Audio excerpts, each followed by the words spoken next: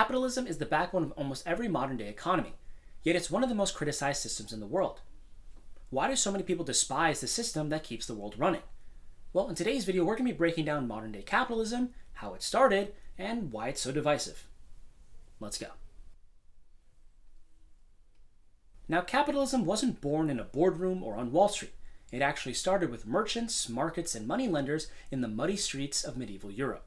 Before capitalism, most of the world operated under feudalism, a rigid system where kings owned land, nobles managed it, and peasants worked it.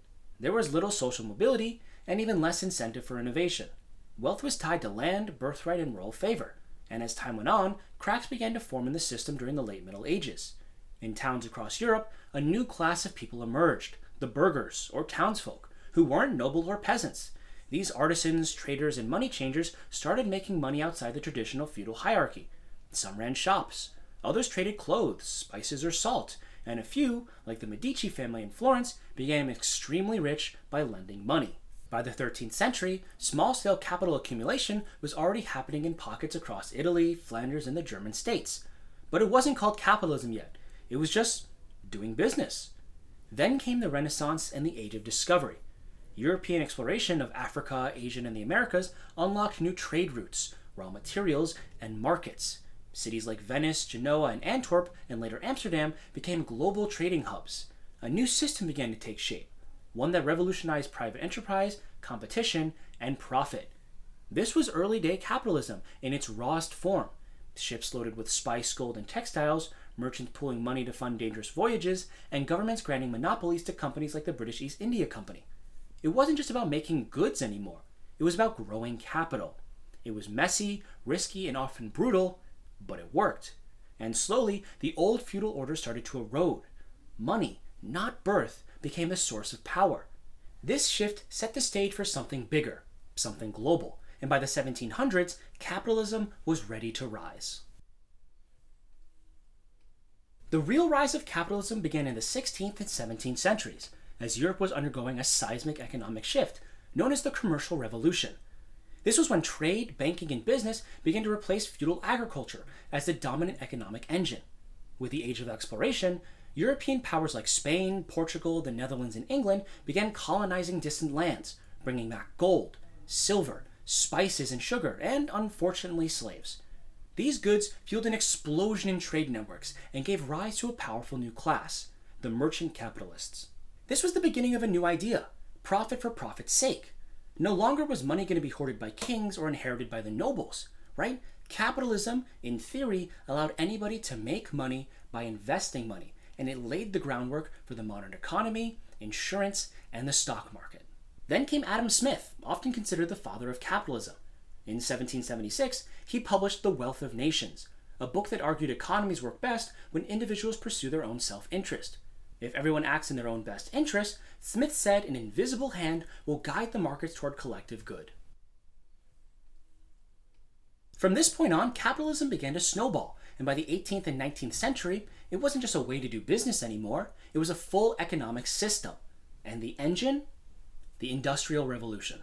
Between 1760 and 1840, factories started replacing farms, machines replaced hand tools, and entire economies shifted from rural to urban. Inventions like the steam engine, the power loom, and later the railroad changed everything. For the first time in history, goods could be mass-produced. Cotton shirts, iron tools, canned food, products that were once luxuries became affordable to the average person. Cities like Manchester, Pittsburgh, and Berlin exploded in size as workers flooded in to take factory jobs. Suddenly, wealth was no longer tied to how much land you owned. It was about how much you could produce and sell. Banking families like the Rothschilds helped fund infrastructure like railroads and mining. Meanwhile, rising industrialists like Andrew Carnegie, John D. Rockefeller, and Cornelius Vanderbilt became the first mega-capitalists, turning oil, steel, and rail into massive empires. But as the wealth started to accumulate at the top, that's when critics started to speak out. Capitalism's global dominance didn't come without resistance. Throughout the 19th and 20th centuries, there was labor strikes, revolutions, and counter-ideologies that challenged the very foundation of the system. Behind the gleaming innovations, there was often exploitation, child labor, 16-hour workdays, poverty, terrible wages, and overcrowded slums filled with workers who couldn't afford the goods that they helped produce. Critics argued that capitalism prioritized profit over people, created massive inequality, exploited labor and natural resources, and encouraged corporate monopolies. Some say capitalism is morally blind, rewarding innovation and efficiency, of course, but also greed, short-term thinking, and externalized harm. Then came Karl Marx. In 1848, Marx and Friedrich Engels published the Communist Manifesto, a direct response to the inequality that they saw under capitalism. Marx argued that the system inherently favored the bourgeoisie, the owning class, at the expense of the proletariat, the working class. To Marx, capitalism wasn't just an economic system, it was a tool of domination. He predicted it would eventually collapse under the weight of its own contradictions and would be replaced by socialism and then communism. While Marx's vision didn't play out exactly as planned, his ideas sparked revolutions in Russia in 1917 and China in 1949, and influenced the rise of socialist movements across Europe and Latin America. But Marx wasn't alone. In the US, Upton Sinclair published the novel The Jungle in 1906 and exposed the horrific working conditions in the meatpacking plants. And after the devastating crash of 1929, the economist John Maynard Keynes pushed for the government regulation, arguing that unrestricted capitalism led to instability and suffering. And as such, reforms were made.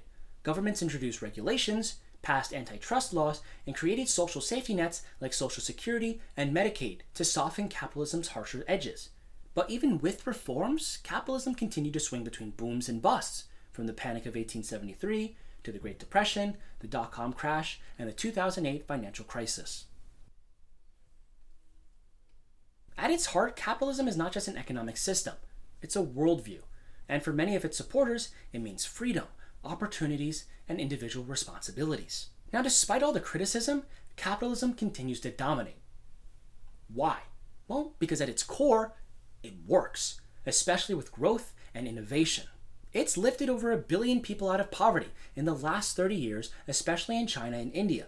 It incentivizes risk, innovation, and creativity. The rise of technology giants like Apple, Amazon, Google, and Microsoft showcase capitalism's power to unleash innovation. And it's flexible, decentralized, and surprisingly resilient.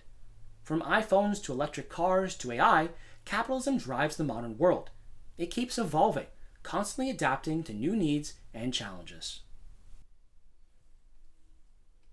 Now, capitalism is not perfect and not always fair, but when it comes to growth, innovation, or resilience, no other system has matched its scale or speed. It's flexible, it adapts, it bends, but rarely breaks. Capitalism keeps evolving, driving human progress while constantly reshaping itself. It creates billionaires and bankruptcies, innovation and inequality, opportunity and exploitation, freedom and frustration, and yet it persists.